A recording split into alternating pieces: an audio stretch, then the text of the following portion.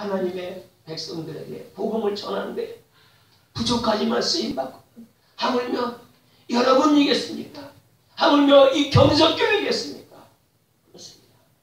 지금 이러한 코로나 때문에 이 팬데믹으로 인해서 모든 것이 멈춰진 것 같다 할지라도, 모든 것이 연약해졌다 할지라도 아닙니다. 바로 이때가 하나님의 일을 더 크게 할 수 있는 줄 믿으시기를 바랍니다. 지금 이때에 우리가 기도하고 지금 이때에 순종하심을 통해서 다시 한번 하나님께서 이 민족을 향한 그 부르심이 준비되어지고, 하나님께서 이 민족을 향한 그 부르심 가운데에 이제는 우리 경석교회가 더 크게 쓰임받을 그 힘을 모으는 시간인 줄 믿어 의심치 않습니까? 그렇습니다. 나이 먹었다고요? 아닙니다. 어리다고요? 아닙니다. 건강이 나쁘다고요? 아닙니다.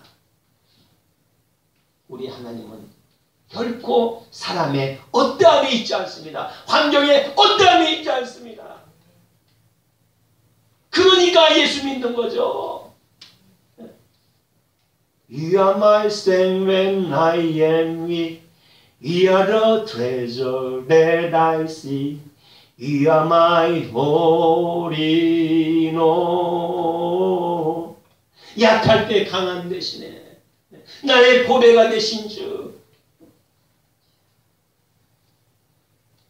우리 하나님은 내가 약해졌을 때에 오히려 더 그때가 하나님의 일을 감당하는 그 귀한 시간인 줄 믿습니다. 세상은 약해 있을 때 밟아버려요. 세상은 약해 있을 때 어떻게 해요? 그 사람 무시해버려요. 제가 한참 그 고난 중에 있을 때 하나님께서 저를 요양병원에 요양병원에 원목으로 불렀어요. 원목. 시골 병원이 A, B, C급이, 요양병원도 A, B, C급이 있는데 C급 병원은 거좀 누가 건물도 낮고 해가지고 그냥 시골의 할머니들 누가 돌볼 수도 없는 할머니들만 그냥 모셔놓는 그런 병원에 저를 원목으로 불렀어요. 저희 집에서 거기까지 가면 왕복 40km예요. 끝나고 사례비 나이냐? 사례비 50만 원. 많죠. 50만 원. 일주일에 제가 3번씩 갑니다. 전에는요, 제가 아프기 전에는요, 저희 사모가 그런 아픔이 있기 전에는요, 제가 큰 교회 부목사로 있으면서 많은 성도들을 또 신방했지 않습니까? 그러면 솔직히 그러세요. 신방해주고 기도하고 병실에 있는 환자들 기도해주고 오면요, 그때는 제가 아픔이 있기 전에는 이런 생각이 들어요. 저만 그랬던 것 같아요. 저 사람은 돈 죄가 저렇게 많아서 저렇게 있다냐. 솔직히 그런 생각이 들었어요. 근데 제가 그런 아픔 가운데 있고 그런 연단 가운데 있으면서 하나님께서 저를 그 요양병원에 원목으로 불렀어요. 이런 아픔 가운데 있으니까 누가 불러주는 것도 없어요. 사모가 그렇게 앞을 못 보니까 교회에서 절대 안 불러요. 왜? 다른 직장은 그 사람 한 명만 보는데 교회는 다 가정을 다 보잖아요. 아마 그때 내가 경석교회로 왔으면 경석교회에서 저를 불러주셨을까라는 건 몰라.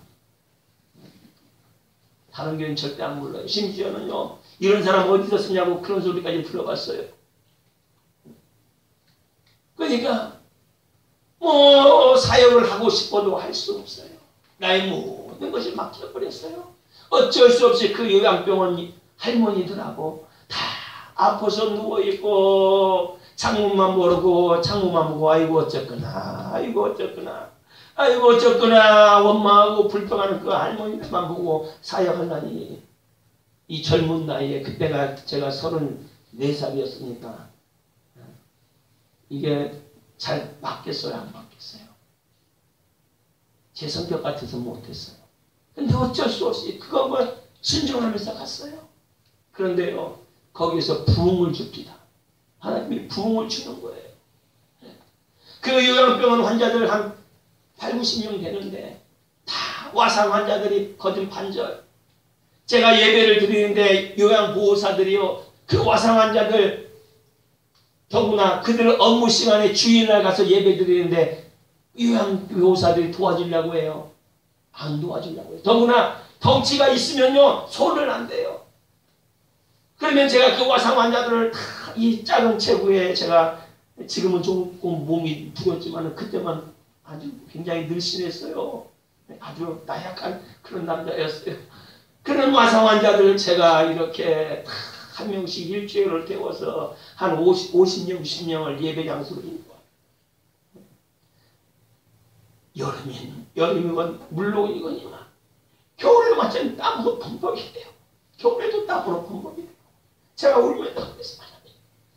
나도 넥타이 차고 양복 입고 예배 드리고 싶어요. 나도 넥타이 차고 양복 입고 간대상에서 멋지게 예배 드리고 싶어요. 이러면서 기도했어요. 그런 아픔 가운데 그들 환자들하고 같이 하니까 하나님 거기서 기적을 주세요. 거기서 부흥을 주세요. 죽었던 환자도 살아나게 해요. 오히려 그런 것 하나님 불러주셔서 저를 거기에서 선교를 그분들이 제가 선교 간다고 막 선교비를 100만 원씩 또 막 계좌로 이체시켜주고 환자 보호자들이 와가지고 은혜 받고 나서 은혜 받고 저한테 생활비를 보내주고 놀라운 역사가 일어났어요. 도무지 안 될 것 같은 상황. 도무지 나는 안 된다라고 그런 무너진 그런 상황 가운데 하나님께서 하셨습니다. 하나님께서. 그렇습니다. 우리 하나님의 행하심은 인간의 결코 어떠함에 있지 않음을 믿으시기를 바랍니다. 저는 그걸 경험합니다. 이번에 우리 사모가 난소암 말기 20년 전에 그렇게 시신경이 손상돼서 두 눈의 시력을 다 잃었지만 그때도 하나님께서 저를 한 단계 뛰어넘어 사역을 열으셨던 것을 저는 기억을 했고 경험을 합니다. 아마 요번에도 저는 또 기대를 합니다. 아이고 어쩌거나가 아닌 하나님 요번에는 저한테 무엇을 원하십니까? 요번에는 하나님 또 어떤 사역을 저한테 열어주시겠습니까? 라고 부족하지만 저는 기대를 해봅니다. 왜? 하나님의 행하심은 나의 어떠함에 있는 것이 아니고 하나님의 강권하심, 하나님의 행하고자 하심에 있기 때문입니다. 그렇습니다. 부족하고 연약하지만은 우리 경석교회 이 자리에 계신 모든 우리 성도님들 기억하십시오. 하나님은 하나님의 행하심은 나의 어떠함에 있는 것이 아니고 반드시 하나님은 나의 어떠함도 돌파하셔서 그 하나님의 일을 행하심에 있다는 걸 믿으시고 결코 낙심하지 마시고 좌절하지 마시고 믿음으로 순종하여서 그 하나님 나라에 힘있게 동참하시고 쓰임받는 귀한 은혜가 있기를 간절히 축원합니다. 아멘. 네. 마지막으로 영상 하나 보고 영상 끝나면 기도하고 저의 시간을 마치도록 하겠습니다. 주님 감사합니다. 오늘 우리에게 하나님의 부흥을 말씀하여 주심을 감사합니다. 주님 우리 부흥하기를 원합니다. 그렇지만 우리는 여전히 아직도 우리가 죽지 아니하고 인간적인 방법으로 인간적인 노력으로 인간적인 계산으로 우리가 부흥하기를 원했습니다. 주님 용서하여 주시옵소서. 부흥은 나의 어떠함이 있는 게 아니고 내가 비록 연약하지만은 그 하나님께서 행하심 가운데 있는 것을 우리 말씀을 통해서 다시 한번 깨닫습니다. 주님, 나의 모든 것이 연약해 있다 할지라도 좌절하지 아니하고 온전히 아버지 주님 앞에 순종함을 통해서 하나님의 부흥에 동참할 수 있는 우리 경석교회 모든 성도님들에게 하여 주시옵소서. 특별히 하나님 이 코로나로 인해서 모든 세상이 지금 어떻게 하면은 안전과 아버지 더욱더 그대의 안위를 생각하지만은 우리 성도들은 이 코로나를 통해서 어떻게 하면 이 상황을 나이스하게 지나가려는 게 아닌 어떻게 하면 이 상황 가운데 하나님의 뜻을 알고 하나님 말씀 앞에 더욱더 우리를 순종해서 우리가 더욱더 연단되어지는 그 시간으로 드릴 것인가를 우리 곰곰이 생각하면서 하나님 준비되어지는 시간 되게 하여 주십시오. 주님, 우리 힘으로 못합니다. 우리의 능으로 못합니다. 성령님 우리 가운데 기름 부어 주십시오. 우리 경석교회 성령의 불을 부어 주십시오. 우리 윤민현 목사님에게 또 성령의 불을 부어 주십시오. 우리 재직자들에게 성령의 불을 부어 주십시오. 그래서 놀라운 하나님의 일을 내 힘이 아닌 하나님께서 하셨다라는 그 간증의 주인공 되게 하여 주십시오. 그렇게 행하실 주님을 찬양하며 우리 주 예수님 이름으로 기도드렸습니다. 아멘.